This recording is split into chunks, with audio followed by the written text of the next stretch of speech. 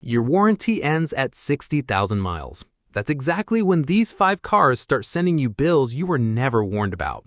One of them averages $36,522 in repairs over 10 years.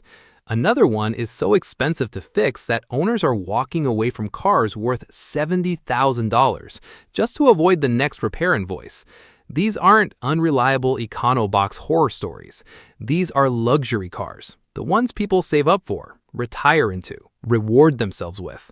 And 5 of them are quietly bankrupting their owners the moment the warranty clock runs out. Here's the pattern almost nobody talks about when they're standing in the showroom. Luxury automakers do not design most of their cars to be cheap after the warranty ends. They design them to be incredible for the first 3 to 5 years, the exact window covered by the factory warranty, and then hand the real cost of ownership to whoever owns the car next. According to CarEdge's 10-year maintenance and repair cost data, the gap between a mainstream car and a luxury car isn't small. It's not a little more expensive. In some cases, it's the difference between $6,000 total and over $36,000 total across a decade of ownership. And the cruelest part of this math, the bills tend to land at the worst possible time, right around 60 to 80,000 miles, which is exactly when most of these cars change hands from their original owner to a second owner who bought it gently used at a steep discount, thinking they got a deal. They didn't get a deal. They got a time bomb with a lower price tag. Let's count down the 5 worst offenders, starting with the one that will cost you the least of this group and ending with the car that has genuinely become a cautionary tale in the luxury market. Starting at number 5, the Range Rover. The Range Rover has one of the most contradictory reputations in the entire automotive industry. It's simultaneously one of the most desirable SUVs on the road and one of the most reliability-challenged vehicles you can buy, a status symbol that owners genuinely love right up until something breaks. According to CarEdge's data, the 10-year maintenance and repair cost for a Range Rover averages $18,304, more than double what you'd expect from a mainstream SUV over the same period. The issues aren't minor annoyances either. Range Rovers are notorious for air suspension failures, a system that's standard on the vehicle and essential to how it rides. And when it fails, you're not looking at a simple part swap. You're looking at compressor replacements, air strut failures, and electronic leveling sensor issues that can each run into the thousands individually. Then there's the electrical system. Infotainment glitches, sensor malfunctions, and warning lights that come and go without clear cause are so common among Range Rover owners that entire online communities exist just to help each other troubleshoot problems that dealerships often can't fully resolve on the first visit. The real trap here is timing. Many of these issues start showing up right as the vehicle crosses 60,000 miles, just past the standard factory warranty, which means the second owner, who bought the car used at what looked like a reasonable price, inherits the exact moment the bills start arriving. At number 4, the BMW X7. BMW's largest SUV is genuinely impressive to drive. 3 rows, a powerful engine lineup, and the kind of road presence that justifies its price tag when it's new. But CarEdge's data puts the 10-year cost of ownership at $20,542, and the way that money gets spent tells the real story. The X7 uses BMW's complex air suspension and adaptive damping systems, similar in spirit to the Range Rover setup, advanced technology that rides beautifully when everything works, and costs a fortune when it doesn't. Suspension component failures on the X7 are a recurring theme in owner forums, particularly once vehicles pass the 50,000 to 70,000 mile range. BMW's turbocharged engines, particularly the inline-6 and V8 options used across the X7 lineup, also carry known issues with timing chain components and oil consumption on certain model years, problems that are manageable under warranty but become expensive out-of-pocket repairs once that coverage lapses.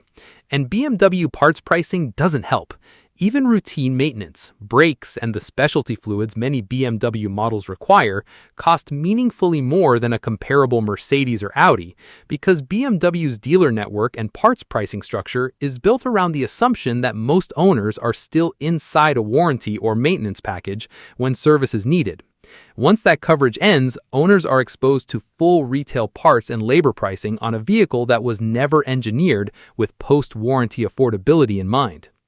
At number 3, and this one is a different kind of problem entirely, the Jaguar F-Pace.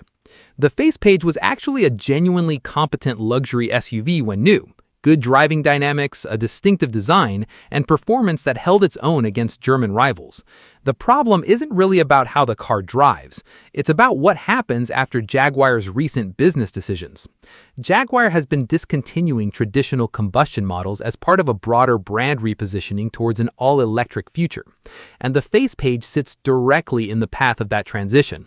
As production winds down and the brand shifts its manufacturing and parts priorities elsewhere, F-Pace owners are increasingly running into a problem that has nothing to do with mechanical failure: finding parts at all. When a specific component needs replacing on a discontinued model, dealers and even specialty importers can face long backorder times, and in some cases, parts availability dries up faster than owners expect for a car that's still common on the road. This turns even a routine repair into an extended ordeal.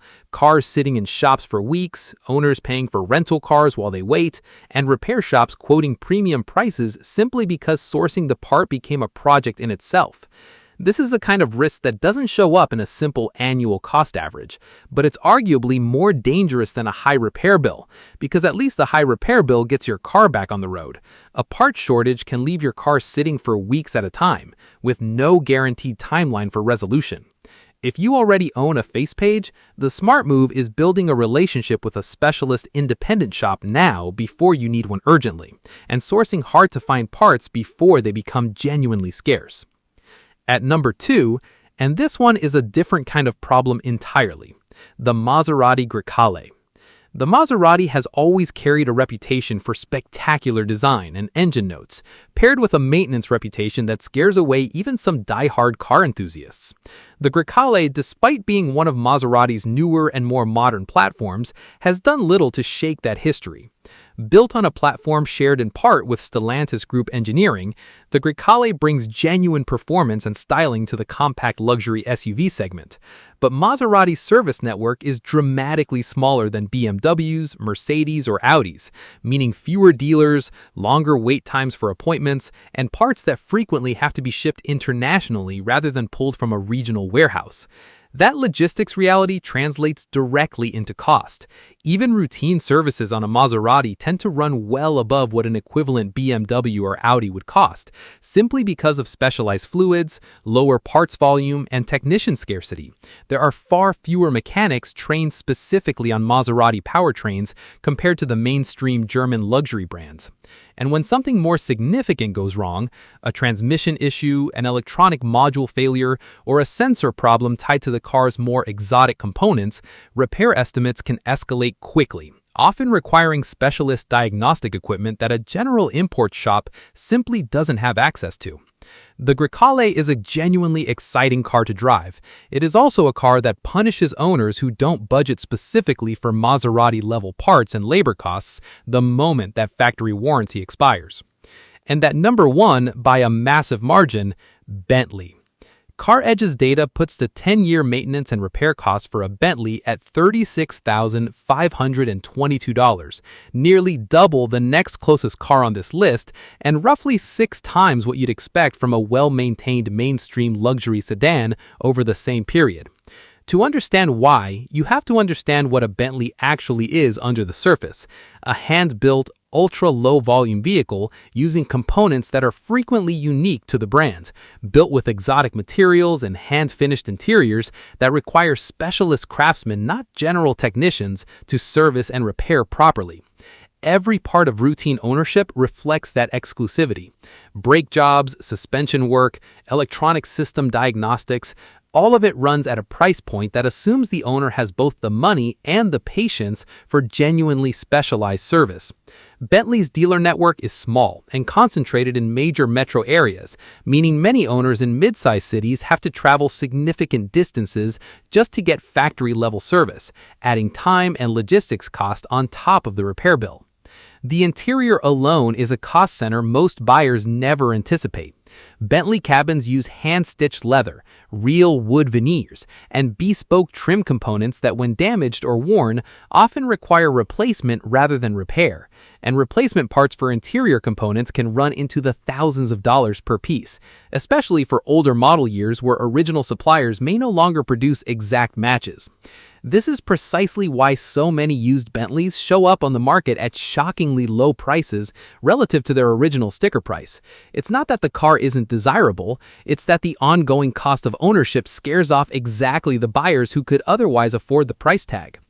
Owning a Bentley without a dedicated maintenance budget in the tens of thousands of dollars over a decade isn't a risk.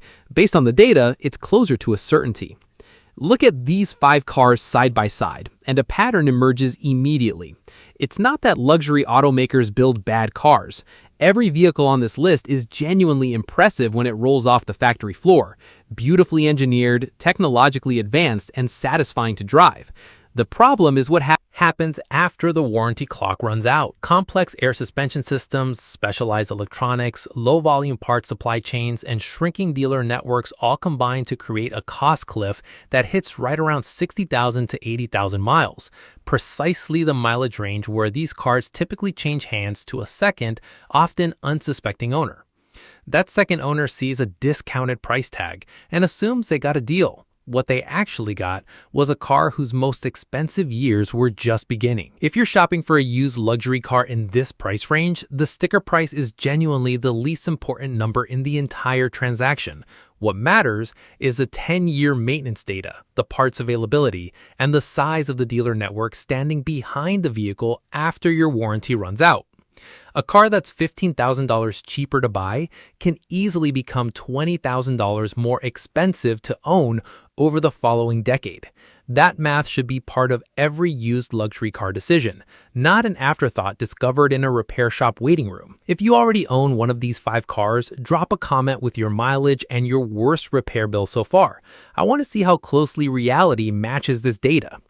If this video just saved you from buying a car that would have quietly drained your bank account, hit subscribe. This channel breaks down the real 10-year cost of ownership on a different luxury vehicle every single week. And if you want the full Car Edge cost breakdown for every car mentioned in this video, there's a link in the description. Check it before you sign anything. A quick production note. The strongest on-screen graphics here are the cost comparison bar across all 5 cars side by side, Range Rover to BMW X7 to Grecale to Bentley, and the dedicated $36,522 call-out card held on screen for the Bentley reveal, since that number is your single biggest shock value moment and should get its own beat rather than sharing screen time with narration.